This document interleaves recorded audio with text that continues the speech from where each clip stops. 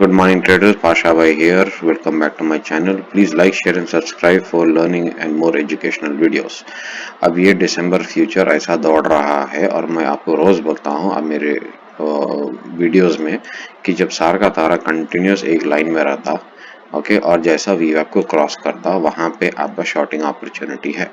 तो अब ये स्ट्रेट जा रहा है, ये ऊपर आया, अब ये रेंज बिल्ड हो गया। तो अब बैंक निफ्टी टाइम हो रहा है, देखो 10:24। बैंक निफ्टी अभी 43,370 लेवल पे है। इसका प्रीमियम फिलहाल एक सेकंड में आपको बोलता हूँ 43,300 कॉल ऑप्शन। इसका प्रीमियम अभी 130 129 के ऊपर फ्लक्चुएट हो रहा। तो अभी क्या करना, अब आप इसको यहाँ पे शॉर्ट कर लेना। क्यों बोले तो ये रेंज है 130 प्रीमियम का 50% कितना हुआ 65, तो 195 आपका स्टॉप लॉस रहेगा और इसका कंप्लीट जीरो होने तक आपका टारगेट रहेगा। तो ये है आपका लर्निंग का वीडियो। अब जैसा ये रेंज टूटा और थोड़ा नीचे आया, वो अभी 43,360-70 पे है, 130 के आसपास घूम रहा हो। तो जैसा ये रेंज टूटा नीचे से, तो क्या होता फिर, थोड़ा भी नीचे आया और थोड़ा भी नीचे रहा, देखो अब नीचे आ रहा, तो इसका प्रीमियम घटते जाएगा। आज एक्सपायरी है, थर्सडे है, आज एक्सपायरी है। तो दूसरी चीज क्या हो सकता, अगर यही रेंज में रहा तो शायद 130 से शायद 70 पे एक्सपायर हो जाए या 60 पे एक्सपायर हो जाए, फिर भी आपका प्रॉफिट बन रहा। तो इसको कभी इग्नोर नहीं करना। ये रेंज ऐसा बनते ही क्या करना, लेवल्स ड्रॉ कर लेना और जो नियरेस्ट नीचे साइड का कॉल ऑप्शन जो है उसको शॉर्ट कर लेना विद स्ट्रिक्ट स्टॉप लॉस, क्योंकि ये वीवैप क्रॉस कर चुका। बायर्स के लिए बहुत मुश्किल है। बायर्स के लिए ये देखना पड़ता कि ये ऊपर टूट के रेजिस्ट सपोर्ट लेके फिर मारेगा या ये नीचे से टूट के रीटेस्ट करके फिर से जाएगा। तो मूवमेंट कंफर्म नहीं रहता, लेकिन डीके तो कंफर्म रहता। तो मैं आपको एंड ऑफ द वीडियो पे ये सेम चार्ट मैं आपको 43,300 कॉल ऑप्शन 8 दिसंबर एक्सपायरी का मैं बताता हूँ। ओके ट्रेडर्स, आज का व्यू जो मैं आप लोगों को दिया था आफ्टर सीइंग दिस सार कटिंग वीवैप, यहाँ पे अनखरीब 1020 1025 को जो 43,300 कॉल ऑप्शन 130 पे था। तो मैं हमेशा अपना फ्यूचर्स, बैंक निफ्टी फ्यूचर्स को मैं ओपन रख के देखता हूँ। जैसा ये वीवैप क्रॉस हुआ, हम क्या करें, 43,300 का कॉल ऑप्शन 130 प्रीमियम पे सेल करें। ठीक है, सेल करें इसको।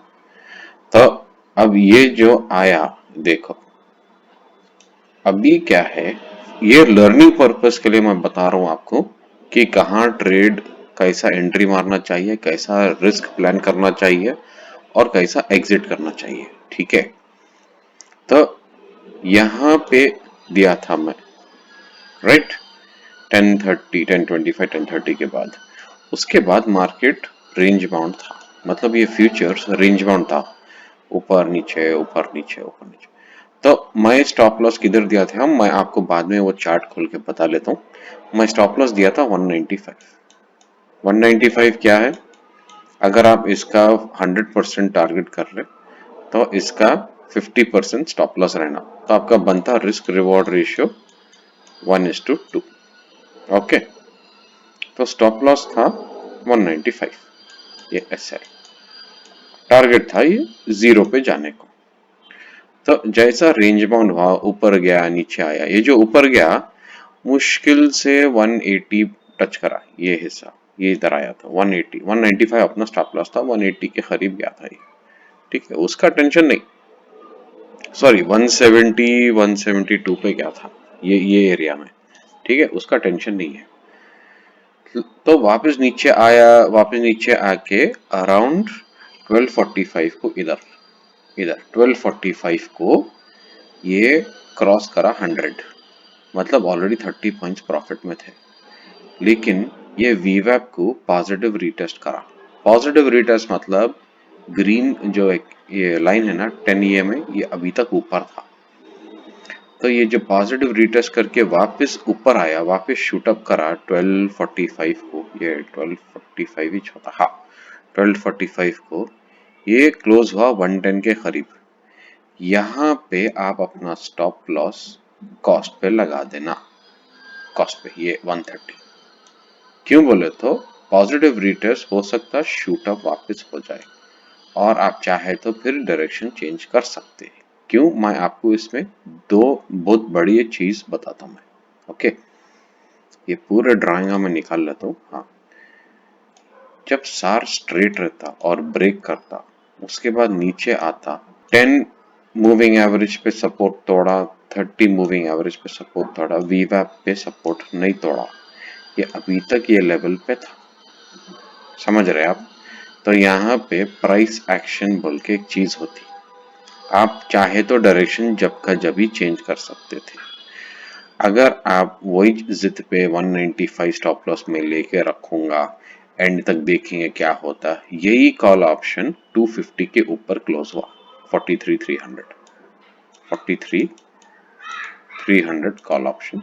मैं आपको बताता हूँ अभी चार्ट। सेकंड रीजन, ये भी स्ट्रेट लाइन, क्या हुआ उसके बाद, ये रेंज जो था बाद में ये रेंज तोड़ा प्राइस एक्शन के साथ और 10 EMA को फॉलो करते गया with support.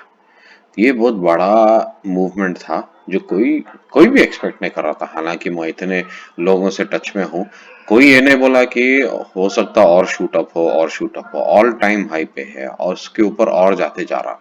More over Sensex खाली 110 पॉइंट बढ़ा और निफ्टी 50 खाली 50 पॉइंट बढ़ा। कोई ऐसा स्टॉक नहीं था जो निफ्टी और सेंसेक्स को होल्ड करके रखा सो है। Banking stocks heavy weights move नहीं हुए, आईसीआईसीआई और एचडीएफसी ये दो मूव नहीं हुए ज्यादा। एक्सिस बैंक मूव हुआ, इंडस बैंक मूव हुआ, एसबीआई भी थोड़ा मूव हुआ, मगर इसका एनालिसिस मैं ऐसा पढ़ते गया, जैसा मालूम हुआ ये नहीं, यहाँ पे एक खतरा है, यहाँ पे खतरा है और डायरेक्शनल दिख रहा है ये सपोर्ट के साथ। मैं निकल गया, मैं अपना स्टॉप लॉस कास्ट पे शिफ्ट करके निकल गया।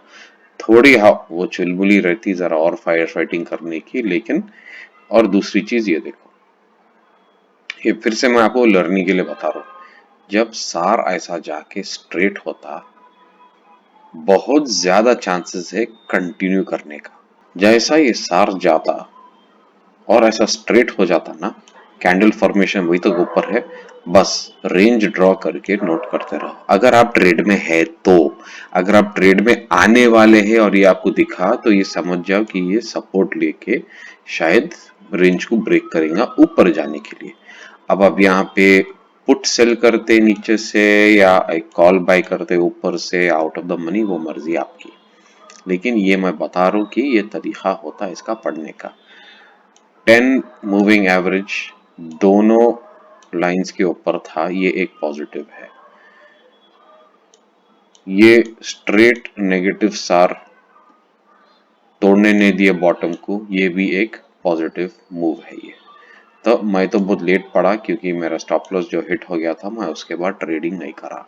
ये आपके लर्निंग के लिए है। अगर लर्निंग पसंद आई और वीडियोस चाहिए आपको तो please like share and subscribe, comment भी करिए आपको क्या देखने का है और इक्विटीज या आपको फ्यूचर्स एंड ऑप्शंस में ट्रेड करने का है, पोजिशनल्स। ओके ट्रेडर्स, तो ये देखिए 43,300 मेरा रिकॉर्डिंग का स्क्रीन ऐसा सेटअप है कि मैं फ्लिप नहीं कर सकता इधर से उधर, वो रिकॉर्डिंग होती नहीं, तो इसलिए मेरे को ये स्क्रीन पे वापस आना पड़ता।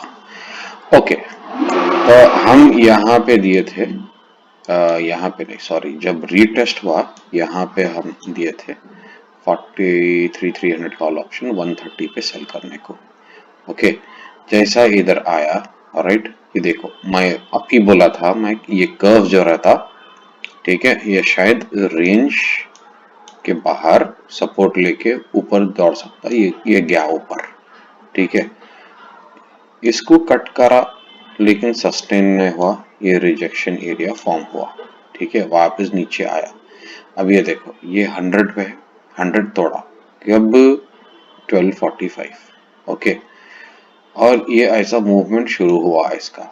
लेकिन जैसा ये फ्यूचर्स पे अभी मैं बताया था आपको, ये कैंडल पॉजिटिव रीटेस्ट हुआ था।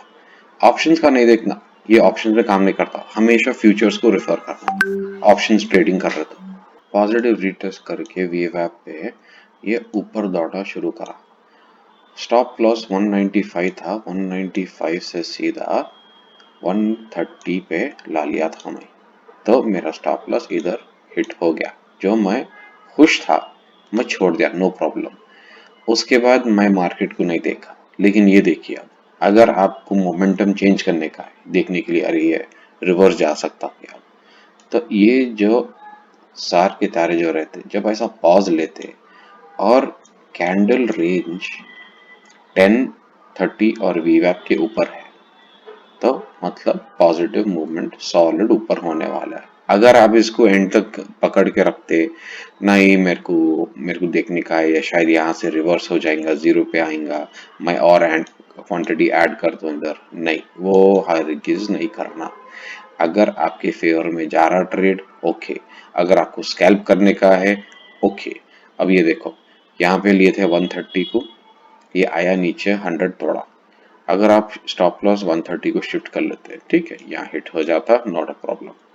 लेकिन अगर आप स्कैल्पिंग करके 30 पॉइंट्स ले लेते थे यहाँ पे, गुड, आप एटलीस्ट कुछ तो प्रॉफिट मिलता आपको, क्योंकि ये 10 भी क्रॉस करा 30 को, लेकिन वीवैप को नहीं क्रॉस करा, ऊपर से तारे बदल गए। तो ये आपके लर्निंग के लिए मैं बताना चाह रहा था। Thank you very much.